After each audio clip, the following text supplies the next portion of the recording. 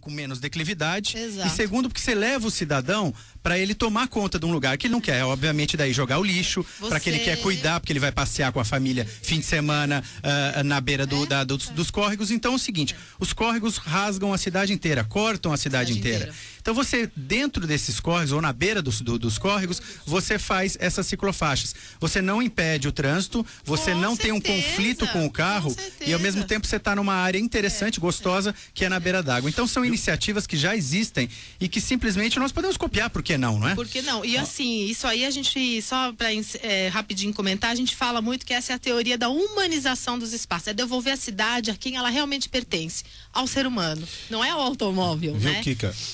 Vamos aproveitar essa oportunidade, conversando aqui com o presidente do Instituto Eco Solidário, o Jefferson, e com a autorização dele, nós vamos fazer, o Instituto Eco Solidário vai fazer uma carta ao secretário de Transporte de São José dos Campos, atualmente o Anderson, para o prefeito, solicitando uma reunião com as entidades ambientais de São José dos Campos, para que a gente possa ver esse programa e, de uma certa maneira, contribuir, apresentar novas propostas e dizer para eles o que nós sonhamos para a cidade que nós queremos que os nossos filhos vivam.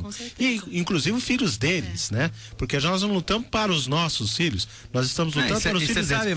E vamos abrir essa reunião, além dos ambientalistas, nós vamos falar no rádio para que as pessoas possam participar e entendam um pouquinho qual é o trabalho do movimento ambiental em São José dos Campos, como uma vitória de 10 anos nós tivemos aí com o Parque Natural. E a acessibilidade do prefeito em criar esse na verdade, a gente usa exemplo, às vezes, Paris, Roterdã e outros exemplos da Europa, mas a gente tem aqui também no Brasil, né?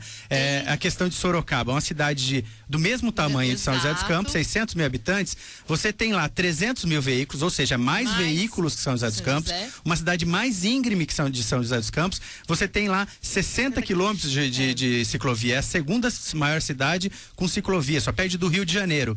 E lá é um interessante também, até 2012 eles estão prometendo 100 quilômetros. Uma continuidade, né, Lico? Aquela coisa, pegou e fez, sabe? Não aquela coisa, vai devagarzinho.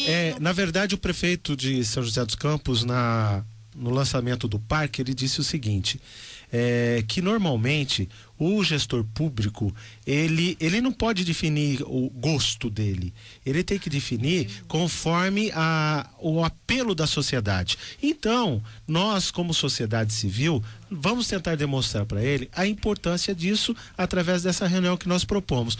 Lincoln, nós vamos ter que fazer um comercial, mas eu quero agradecer o pessoal da Zona Norte, lá o Alvinos Confeitaria, lá de Santana, Associação Cristã da Estância da Luz, a CEL, do bairro do Freitas, a Avícola, lá de Santana, do Alto de Santana, do Bruno, a Avícola do Bolinha, lá do Alto da Ponte, o Bar do Gonçalo, lá do Buquirinha, todos esses participam do projeto Óleo da Solidariedade. Comercial. Estamos apresentando o programa Planeta Verde, uma realização do Instituto Eco Solidário. Patrocínio Petrobras. Apoio Rádio Planeta Diário FM. Voltamos a apresentar programa Planeta Verde, uma realização do Instituto Eco Solidário. Patrocínio Petrobras. Apoio Rádio Planeta Diário FM. Programa Planeta Verde, 20 de setembro, são 8 horas e 51 minutos. Você ligue para 3941-9090 para participar do sorteio do Atlas Ambiental de São Sebastião. Nós temos aqui dois participantes, Dona Maria Aparecida Coelho, que mora lá na região do Galo Branco, e ela disse que a ciclofaixa que tem lá, os motoristas não respeitam mesmo. Passam por cima mesmo e não tem condição. Mas, Marcão, não adianta só fazer, é como o Walter colocou aqui, se não tiver um trabalho de educação ambiental, colocar uma pessoa ali para orientar, dizer o porquê daquela ciclofaixa, que a bicicleta tá tirando poluição do ar, que a bicicleta tá dando uma vaga a mais pro cara que tá querendo usar o carro, que ele realmente tá ajudando a cidade. Se não tiver esse trabalho de educação ambiental, só pintar uma faixa vermelha na rua e não explicar o que é aquilo, a própria população e o motorista não sabe nem o que é. A educação, ela carece de contexto, né? Em educação ambiental a gente sempre fala isso. Nessa semana de educação do trânsito, acho que foi pensado em tudo, mas esqueceram Agora, a dona Otacília Constância ouve o nosso programa, ela lá do Bom Sucesso, ela participa e ela disse o seguinte, que ouviu no nosso programa o dia que a empresa Johnson & Johnson esteve aqui e falou que fazia doações de muda. Ela foi até a Johnson doou para ela e ela fez o plantio de mudas. Então nós queremos parabenizar a Johnson e agradecer a dona Otacília pela participação. Que bom. dela. Walter, a gente estava falando de Sorocaba, que é uma cidade um pouco mais exemplo nessa questão de ciclovias, né? Segunda cidade do Brasil com mais ciclovias. E eles têm umas iniciativas interessantes, que é o seguinte: programa Pedala Sorocaba. Todo domingo eles têm pistas fechadas que chegam a reunir ainda mais de 1.000 ciclistas nessas pistas aos domingos. E outras cidades têm essa iniciativa também. Rio de Janeiro também tem, Blumenau também faz isso. A gente poderia usar esse exemplo para São José dos Campos, no anel viário ou na Orla do Banhado, por exemplo, fechando de Santana até a Urbanova, para que a gente possa fazer com que os motoristas aceitem cada vez mais essa questão dos ciclistas nas ruas? Sem sombra de dúvidas, é tranquilo isso. São Paulo, se esqueceu de avisar também, São Paulo também faz isso aos domingos. Sim. Na região do Pinheiros ali, né? Em várias regiões. Em várias regiões. Isso. Então aqui isso ia vir de bom grado para a população. Sim, exatamente. E começa a ser assim, colocando aos domingos que tem menos carros nas ruas, para a população começar a sentir essa diferença, para usufruir desse Deixar benefício. uma faixa exclusiva só para... Sorocaba eles pegam das 7 às 14, para não dizer que você tem todo um domingo fechado, você pega aquele período que realmente tem menos movimento de carros e coloca as bicicletas nas ruas. E aí a gente pode colocar os filhos da gente junto conosco para passear, né? E é o que acontece. Mas um problema de saúde pública, inclusive, né? Ou notadamente, né? Inclusive não é só colocar, disponibilizar, a polícia fica participando, né? O marronzinho tá ali protegendo e dando esse respaldo para que isso seja cumprido, seja respeitado pelo motorista. Em São Paulo já tem aquelas placas dizendo, ó, tal horário do dia tal. Exato. Né? Agora, só poder fazer até a ligação, né? Do Parque da Cidade até Urbanova, até a junção lá com o Vale Sul, usando o Vidoca para chegar até lá. Sim. Né? Isso é perfeitamente possível. Eu acho que tem que ser tomada essa medida o quanto antes para o pessoal usufruir desse benefício. Olha, o secretário Anderson é conhecido como um moço inteligente. Eu tenho certeza absoluta que ele vai convidar a Kika, você, Walter, para dar sugestões.